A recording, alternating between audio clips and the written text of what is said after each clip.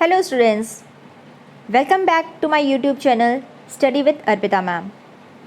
So we are going to start our next topic, that is ancient authority of your first chapter history, brick, beats and bone. Okay, there are indication of complex decisions being taken and implemented on Harappan society. Take for instance the extraordinary uniformity of Harappan artifacts as evidence in pottery, seals, weights and bricks.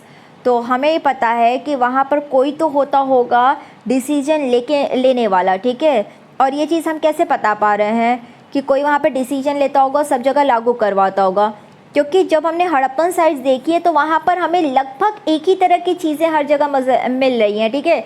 Writing pattern भी हर जगह लगभग similar है और seals का content भी similar है, waiting content भी similar है। तो अगर अलग अलग राजा होते तो अलग अलग होता ना, तो शायद जो डिसीजन मेकर होगा वो कोई एक ही रहता होगा। Okay, notably bricks through obviously not produce in any single centre where of a uniform ratio throughout the region from Jammu to Gujarat. चाहे ब्रिक्स जो है, जैसे कि ब्रिक्स की एग्जांपल दिया है कि चाहे वो एक जगह पे ना प्रोड्यूस होता है, लेकिन उसके बावजूद भी जो उसका रेशो है, जो 4:2:1 वाला कंटेंट था, वो क्या है, सिमिलर है। यानी जम्मू से लेकर गुजरात तक वो कहीं पर भी बनता था, उसकी जो बनावट होती थी, उसका जो वेट होता था, उसका जो साइज़ होता था, लगभग क्या होता था, सिमिलर होता था।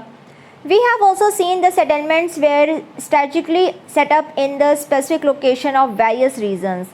Besides, labor was mobilized for making bricks and for the construction of massive walls and platform.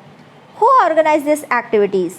तो अगर हम बात करें इन सेटलमेंट्स की, तो हमने क्या कहा है कि अलग अलग कुछ स्पेसिफिक लोकेशंस पे आपका सेटलमेंट्स होते थे, जहाँ पर शायद काम मिल सके, एग्रीकल्चर हो सके या रॉ मटेरियल्स मिलते होंगे, और आराम से जो लेबर्स है इन सब जगह पे क्या कर सकते थे, काम कर सकते थे। या वहाँ पर जो लेबर्स होते थे ब्रिक्स और बाकी चीज़ों का इस्तेमाल करके प्रॉपर वॉल्स और प्लेटफॉर्म भी क्या करते थे, कंस्ट्रक्ट कर सकते थे। तो कौन ऑर्गेनाइज करता था? ठीक है, लेबर्स काम कर रहे हैं, लेकिन कोई उनको बता तो रहा होगा ना, कोई इंस्ट्रक्ट कर रहा होगा कि आपको ये काम करना है, यहाँ पर वॉल बना दो, यहाँ पर प्लेटफॉर्म बना दो, ये सब चीज़ें, ठीक।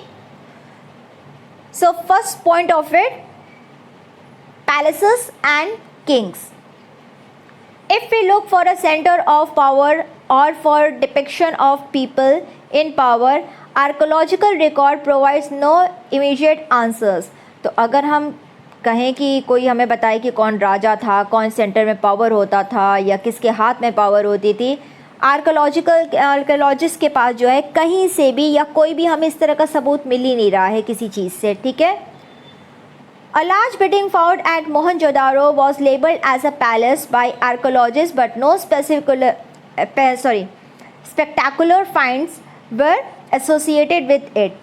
तो हमें एक बड़ी बिल्डिंग तो मिली है मोहनजोदारो में, लेकिन और जिसको आर्कियोलॉजिस्ट ने जो है पैलेस का नाम भी दे दिया, लेकिन उस पैलेस के अंदर हमें ऐसी कोई भी चीज़ नहीं नज़र आ रही है जिसको हम ये कहें कि ये पैलेस है। भाई सिंहासन होना चाहिए, कोई बड़ा कमरा होना चाहिए जहाँ पर बहुत चीज़ें सजी वजी हों, ठीक है, कुछ सॉर्ड वॉर्ड का कंटेंट कुछ तो होना चाहिए जिससे हम कहें कि कुछ पैलेस का इमेज दिख रहा है या कुछ एक सबूत दिख रहा है, लेकिन ऐसा कुछ मिल ही नहीं रहा है, तो हम उस पर कंफर्म नहीं कह पा रहे हैं। ये तो सिर्फ हमने कहा कि सबसे बड़ा एरिया रहा है, कोई एक बहुत सबसे बड़ा कंस्ट्रक्शन है, तो ये क्या होगा, महल होगा। Okay, a stone statue was labelled and continue to be known as the priest king. This is because archaeologists were familiar with the Mesopotamian history and its priest kings and have found parallel in the Indus region. तो वहाँ पर एक stone statue मिली है, ये जो आपको दिख रहा है स्टोन स्टैचू, ठीक है, ये स्टोन स्टैचू मिली है जिसको उन्होंने क्या कहा है, प्रिस्ट किंग का नाम दिया, यानी राजा की कोई इमेज से कनेक्ट कर दिया है। और वो भी क्यों कहा गया, क्योंकि मेसोपोटामिया में भी इसी तरह का हमें इमेज मिला है, तो इन्होंने क्या किया, कनेक्शन बैठा दिया कि मेसोपोटामिया के भी जो राजा थे वो उसको भी इस तरह से प्रिस्ट किंग का कहा जाता था, लगभग किसी तरह का पहनावा था। तो यहाँ पर भी अगर ये मूर्ति मिली है तो क्या है, ये भी क्या होंगे, प्रिस्ट किंग्स ही होंगे। ओके, सो कनेक्शन बैठाने की कोशिश की गई है मेसोपोटामिया और इंडस का। But as we will see, the ritual practices of the Harappan civilisation are not well understood yet nor are there any means of knowing whether those who perform them also held political power. तो हमने जो देखा है कितने सारे rituals होते हैं, जैसे आप बरियल्स की बात कर लो या कोई भी पूजा पाठ का अगर आप पढ़ोगे कि किस तरह से कुछ मूर्तियाँ मिली हैं जिसकी शायद पूजा की जाती होंगी, तो उस कंटेंट में अगर हम कहें तो हमें कहीं पर भी ये सबूत नहीं मिल पा रहा है कि जो लोग उसको करते होंगे क्या उनके हाथ में कोई पॉलिटिकल पावर होगा, यानी क्या राजा पूजा करता होगा, ये ऐसा कोई कंफर्मेशन नहीं है. Okay. Some archaeologists are of the opinion that Harappan society had no ruler and that everyone enjoyed equal status. Other feels that there was no single ruler but several, that Mohenjo-daro had a separate ruler, Harappan another, and so forth. Okay? तो कुछ archaeologist ने कहा कि Harappan society में कोई ruler था ही नहीं, कोई राजा था ही नहीं, बल्कि सब लोग आज़ाद थे और सबको अपने राइट्स मिलते थे, सब लोग इक्वली थे, तो सब लोग अपना डिसीजन खुद ही ले लेते थे. वही कुछ लोगों ने कहा, अब देखो सबका ओपिनियन आ रहा है, कुछ ने कहा कि कोई रूलर नहीं है, लेकिन कुछ ने कहा कि वहाँ पर कोई सिंगल रूलर नहीं था, रूलर थे लेकिन सिंगल नहीं थे, हर जगह के अपने रूलर थे. मोहनजोदारो के अपने रहे होंगे, हड़प्पा के अपने रहे होंगे, लोथल के अपने रहे होंगे, तो यानी हर जगह पे अपने अपने रूलर्स रहे हैं. ठीक है. Yet another argued that there was a single state. Given the similarity in artifacts, the evidence for plant settlement, the standardized ratio of brick size, and the establishment of settlements near source of raw material. तो कुछ ने क्या किया, ये argument किया कि नहीं ये नहीं हो सकता, वहाँ पर क्या है एक ही कोई राजा रहा होगा और ये पूरा एरिया क्या है एक सिंगल स्टेट में आता होगा. क्यों? क्योंकि यहाँ पर जो भी चीज़ें मिली हैं उसमें बहुत सिमिलैरिटी है.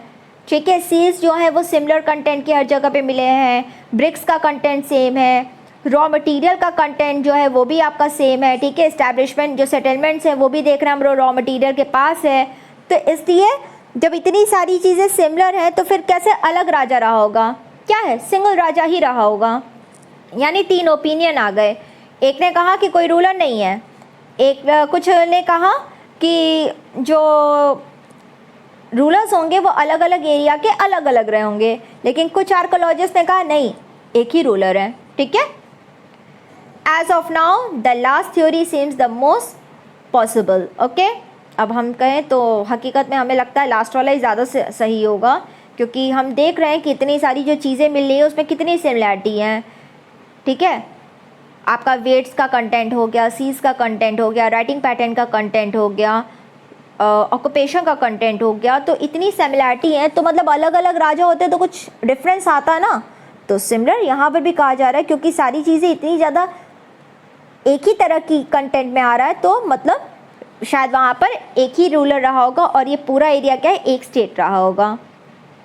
As it unlikely that entire communities could have collectively made and implement such complex decision, क्योंकि ऐसा कहीं पर भी नहीं लगता कि सारी कम्युनिटीज़ जो हैं आपस में बैठ के एक ही तरह के डिसीजन को ले पाती होंगी. इतना तो पॉसिबल नहीं है. अब आप इंडिया में देख लो इतने स्टेट्स हैं, तो सबसे बोला जाए सारे स्टेट्स मिलकर एक ही डिसीजन पर आ जाओ, तो ये तो पॉसिबल नहीं है ना, इतना आसान नहीं है. तो उसके लिए क्या मतलब है, सेंट्रल गवर्नमेंट है, सेंट्रल गवर्नमेंट अगर कोई चीज़ इम्प्लीमेंट करेगी तो इंडिया में वो बिल्कुल एक तरह से ही इम्प्लीमेंट होगा, लेकिन अगर स्टेट कोई चीज़ इम्प्लीमेंट करेगी तो एक ही लॉ को वो अपने अपने हिसाब से क्या करेगी, चेंज करेगी.